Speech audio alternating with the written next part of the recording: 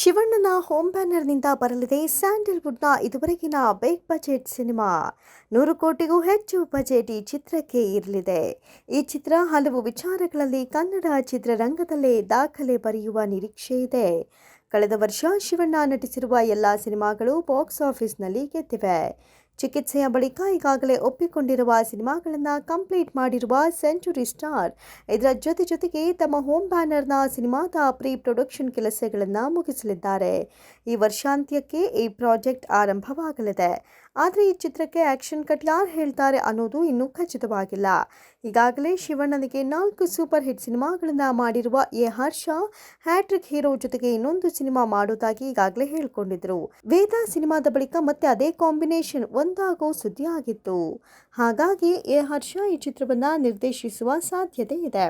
ಮತ್ತೊಂದು ಕಡೆ Byrathi ರಣಗಲ್ನಂತಹ block buster hit ಕೊಟ್ಟಿರುವ ನರ್ತನ್ ಕೂಡ ಶಿವಣ್ಣನ ಜೊತೆಗೆ ಇನ್ನೊಂದು ಸಿನಿಮಾ ಮಾಡುವ ಪ್ಲಾನ್ನಲ್ಲಿದ್ದಾರೆ. ಹಾಗಾಗಿ ಈ ಬಿಗ್ ಪ್ರಾಜೆಕ್ಟ್ ರೇಸ್ನಲ್ಲಿ ನರ್ತನ್ ಕೂಡ ಇದ್ದಾರೆ.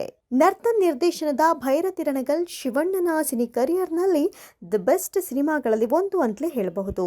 ಭೈರತಿ ರಣಗಲ್ ಸಿನಿಮಾ ಅಂದಾಜು 25 ಕೋಟಿ ವೆಚ್ಚದಲ್ಲಿ ನಿರ್ಮಾಣವಾಗಿತ್ತು.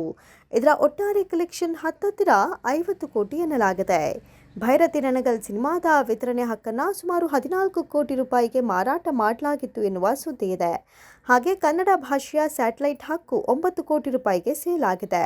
ಇನ್ನು ಕನ್ನಡ ಭಾಷೆಯ ಡಿಜಿಟಲ್ ರೈಟ್ಸ್ 9 ಕೋಟಿ ರೂಪಾಯಿ, ಹಿಂದಿ ಡಿಜಿಟಲ್ ರೈಟ್ಸ್ 5.40 ಕೋಟಿ ರೂಪಾಯಿ, ಹಿಂದಿ ಡಬ್ಬಿಂಗ್ ಹಕ್ಕು 4.50 ಕೋಟಿ ರೂಪಾಯಿ, ತೆಲುಗು ತಮಿಳು 2.70 ಕೋಟಿ ರೂಪಾಯಿ, ತೆಲುಗು ತಮಿಳು ಡಬ್ಬಿಂಗ್ ರೈಟ್ಸ್ 1.80 ಕೋಟಿ ರೂಪಾಯಿ ಅಂತ ಚಿತ್ರರಂಗದ ಮೂಲಗಳಿಂದ ಬಂದ ಮಾಹಿತಿ ಇದೆ.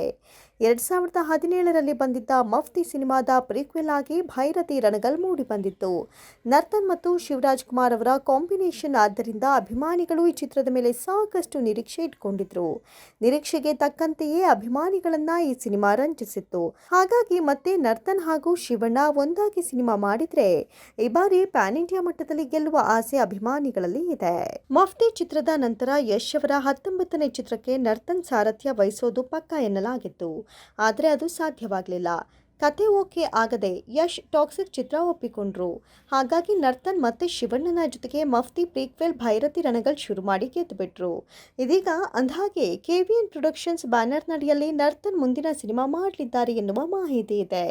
ನರ್ತನ್ ಮುಂದಿನ ನಿರ್ದೇಶನದಲ್ಲಿ ಸುದೀಪ್, ಯುವರಾಜ್ ಕುಮಾರ್, ಧ್ರುವ ಸರ್ಜಾ ಯಾರಾದರೂ ಒಬ್ಬರು ನಟಿಸ್ತಾರೆ ಅನ್ನುವ ಮಾತುಗಳು ಚಾಲ್ತಿಯಲ್ಲಿದೆ.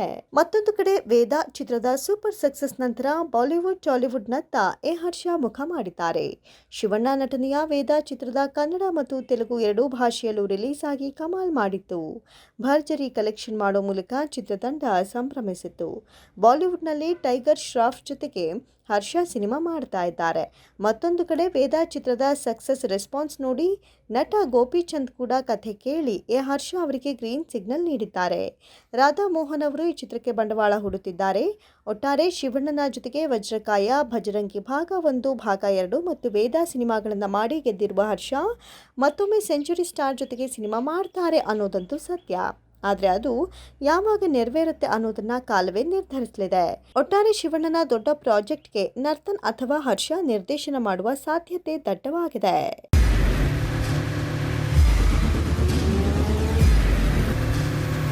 ಪ್ರಜಾಮಾರ್ಗ ನ್ಯೂಸ್, ಇದು ಜನಸಾಮಾನ್ಯರ ಧ್ವನಿ.